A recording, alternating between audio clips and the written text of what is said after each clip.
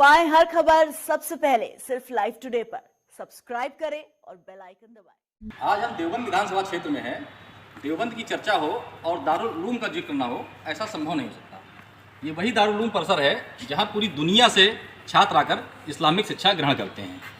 देवबंद को बेशक ही मजहबी नज़रिए से देखा जाता हो, लेकिन जब बात सियासत की और नेतृत्व देने की आती है तो इस कस्बे के लोग हमेशा खुले मन से नेतृत्व को चुनने का काम करते हैं। यही वजह है कि आज़ादी के बाद से आज तक इस कस्बे ने तमाम सारे राजनीतिक लोगों को चुनने का काम किया, उनको अवसर देने का काम किया और उनको चुनकर लोकसभा और विधानसभा में भेजने का काम किया। इस बार यहाँ की जनता के मन में क्या है, आइए जानते हैं यहाँ की जनता की जुबानी। सहारनपुर और मुजफ्फरनगर जनपद के बीचों बीच बसे देवबंद का इतिहास महाभारत कालीन है। 1 लाख की आबादी वाले इस कस्बे को लेकर मान्यता है कि प्राचीन काल में ये पूरा इलाका घने वनों से घिरा हुआ था। उन वनों को लेकर मान्यता थी कि यहाँ देव निवास करते हैं, इसीलिए इसे देववन कहा गया, जो बाद में देवबंद बना।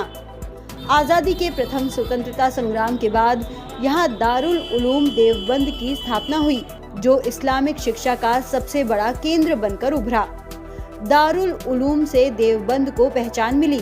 सियासी मामलों में देवबंद को नब्ज पड़ना अच्छी तरह आता है। विगत विधानसभा चुनाव में यहाँ भाजपा के कुंवर ब्रजेश सिंह को जनता ने चुनकर विधायक बनाया था। इस बार भाजपा से फिर से कुंवर ब्रजेश मैदान में है, तो सपा रालोद गठबंधन से कार्तिकेय राणा ने मैदान संभाल रखा है। स्वास्थ्य को लेकर कोविड काल में जिस तरह से कार्य हुआ वो अपने आप में प्रशंसनीय है।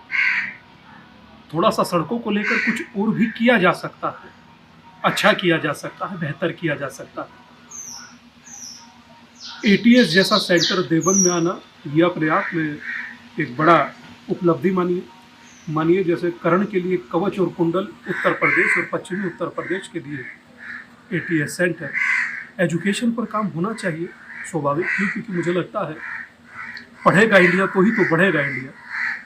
पिछले कुछ दिनों के अंदर देवबंद के अंदर एक अभूतपूर्व विकास हुआ है। देवबंद को जहां एक विश्व पटल पर सुरक्षा के दायरे से देखा जाता था, वहीं अभी सरकार द्वारा देवबंद में उत्तर प्रदेश को एक अच्छी सुरक्षा मुहैया कराई जा सके, ऐसा एक एटीएस सेंटर की स्थापना की गई है। वही देवबंद को क्रॉस करने के लिए 2 से 2.5 घंटे का समय लग जाता था, उसी देवबंद के अंदर एक बहुत बड़ा विशालकाय फ्लाईओवर बना करके देवबंद को क्रॉस करने के लिए मात्र 5 से 10 मिनट का समय लगता है। वही देवबंद जो एक सिंचाई के क्षेत्र में बहुत नीचे गिरा हुआ था, ऐसी सरकार ने पिछले कई सालों से बंद पड़ी एक बड़ी नहर को चालू करा करके, छोटे छोटे रजाहे, छोटी छोटी नहरों को चालू करा करके किसानों के क्षेत्र में एक सिंचाई के माध्यम से किसानों को जोड़ने का काम किया है। देवबंद के अंदर इंफ्रास्ट्रक्चर को लेकर के दिक्कतें हैं। इंफ्रास्ट्रक्चर यहाँ सही नहीं है। यहाँ जो फ्लाईओवर बना हुआ है उसके नीचे जो सर्विस रोड है वो मानक अनुरूप नहीं है।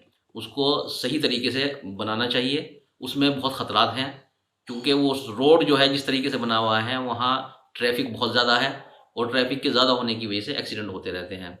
दूसरी चीज़ ये है कि गर्ल्स कॉलेज होने चाहिए।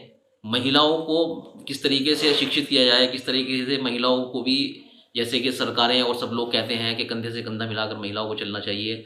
महिला सशक्तिकरण के नाम पर सिर्फ बात नहीं की जानी चाहिए। महिला सशक्तिकरण को किस तरीके से हम उसको आगे बढ़ाएं, उसके लिए कॉलेजेस होने चाहिए, तालीमी इदारे होने चाहिए और शिक्षण केंद्र होने चाहिए। सरकार में बहुत गुंडागर्दी तो थी, लेकिन यहाँ पर बीजेपी के आने से कुछ भी नहीं है। व्यापारी लोग या माता बहनें रात के 12-1 बजे भी निकल जाए तो कोई दिक्कत वाली बात नहीं है। जब से योगी जी आए हैं तब से कानून व्यवस्था बहुत अच्छी है। दूसरा, स्वास्थ्य की ओर बहुत ध्यान दिया है सरकार ने। कोरोना काल में बहुत सहयोग किया है लोगों का, खाने के लिए, पीने के लिए, सब चीज़ की व्यवस्था की है सरकार ने, जो होनी चाहिए, जो पहले सरकारों में किसी ने कुछ ध्यान नहीं दिया इधर। दूसरा, शिक्षा के क्षेत्र में बच्चे भी बहुत आगे बढ़ रहे हैं, लेकिन थोड़ी कुछ कमियां रह गई हैं बीजेपी की जो होनी चाहिए। शिक्षा के क्षेत्र में बच्चे पढ़े लिखे बहुत फिर रहे हैं, लेकिन उनको रोजगार नहीं मिल रहा है।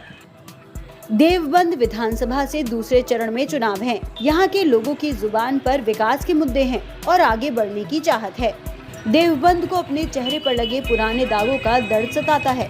हालांकि ये सुकून है कि देवबंद में न दहशत है न दहशतगर्दी का कोई कनेक्शन। सरकार की ओर से यहां स्थापित किए जा रहे एटीएस कमांडो सेंटर ने देवबंद की जनता में भरोसे को बढ़ाया है। अब देवबंद विकास, कारोबार तथा पर्यटन के क्षेत्र में अपनी नई पहचान बनाना चाहता है। इस सीट पर मुस्लिम मतदाताओं के अलावा ठाकुर, ब्राह्मण तथा त्यागी मतों की संख्या बाहुल्य है। पिछले 50 सालों में देवबंद का अपेक्षित विकास नहीं हुआ। इस कारण देवबंद विकास की दौड़ में पिछड़ गया। अब यहाँ भय का साया दूर हुआ है। दिल्ली देहरादून हाईवे पर स्थित इस कस्बे में भी विकास की गाड़ी चल पड़ी है। यहाँ मुख्य मुकाबला सपा और भाजपा में है। देवबंद के माँ त्रिपुर बाला सुंदरी मंदिर परिसर स्थित यह वो देवी कुंड तालाब है जिसके बारे में कहा जाता है कि इसके किनारे पर पांडवों ने अपना अज्ञातवास पूरा किया था। यह भी बताया जाता है कि इस मंदिर में एक शिलालेख ऐसा भी है जिस पर उत्कीर्ण भाषा को आज तक कोई भी इतिहासकार पढ़ नहीं पाया। अब देखना यह होगा कि 14 फरवरी को होने वाले मतदान और 10 मार्च को आने वाले परिणामों में किस प्रतिनिधि का, किस नेता का अज्ञातवास पूरा होता है और कौन मतदाताओं के दिल की बात को पढ़ पाता है। कैमरामैन ज्ञानेश कुमार के साथ मैं अश्विनी त्रिपाठी। पाएं हर खबर सबसे पहले सिर्फ लाइव टुडे पर। सब्सक्राइब करें और बेल आइकन दबाएं।